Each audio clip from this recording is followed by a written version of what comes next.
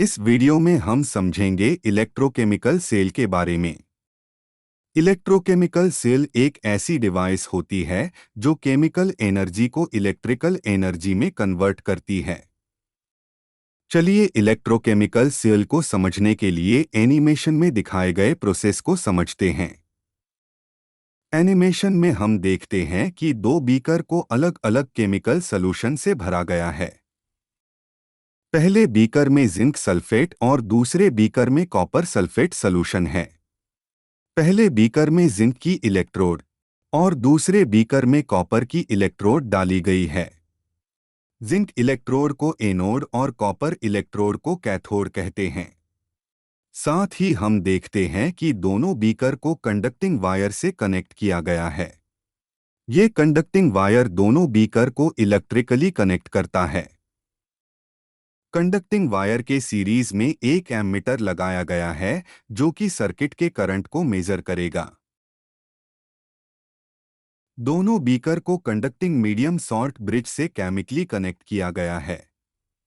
Salt bridge एक U shape tube होती है जो कि इनर्ट इलेक्ट्रोलाइट जैसे पोटेशियम सल्फेट कंटेन करती है।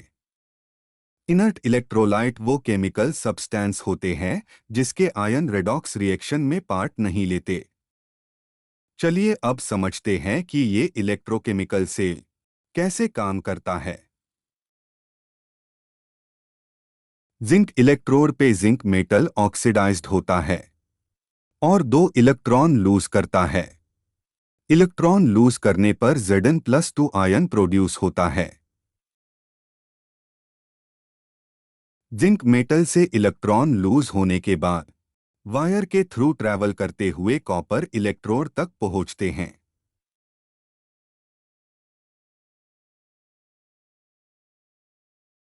कैथोड बीकर में कॉपर के आयन होते हैं और जब ये आयन कॉपर इलेक्ट्रोड के कांटेक्ट में आते हैं तो ये दो इलेक्ट्रॉन गेन करके कॉपर मेटल बन जाते हैं और कॉपर रोड पे डिपॉजिट हो जाते हैं। क्योंकि जिंक इलेक्ट्रोड से जिंक मेटल ऑक्सीडाइज हुआ है और जिंक आयन की फॉर्म में जिंक इलेक्ट्रोड से लिबरेट होता है, जिसकी वजह से जिंक इलेक्ट्रोड का साइज घटने लगता है।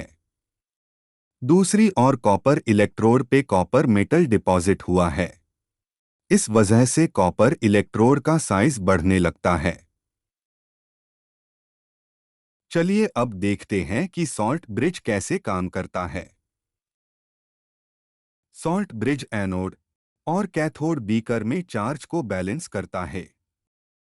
ये चार्ज एनोड बीकर में जिंक आयन प्रोड्यूस होने और कैथोड बीकर में कॉपर आयन के मेटल बनने की वजह से बनता है। एनोड साइड जिंक आयन की वजह से पॉजिटिव चार्ज होता है। इस चार्ज को बैलेंस करने के लिए सॉल्ट ब्रिज से सल्फेट आयन एनोड बीकर में एंटर करता है।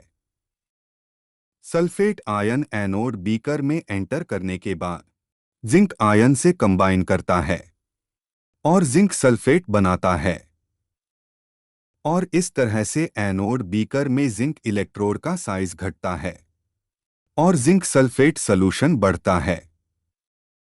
दूसरी ओर कैथोड बीकर में सल्फेट आयन सॉल्ट ब्रिज में एंटर करता है और पोटेशियम आयन से कंबाइन करके पोटेशियम सल्फेट बनाता है। इस तरह कैथोड बीकर में कॉपर सल्फेट सॉल्यूशन घटता है और कॉपर इलेक्ट्रोड का साइज बढ़ता है और इस तरह दोनों बीकर में चार्ज बैलेंस रहता है।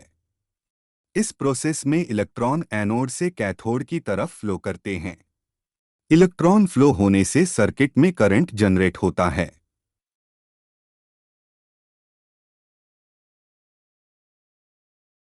Thanks for watching.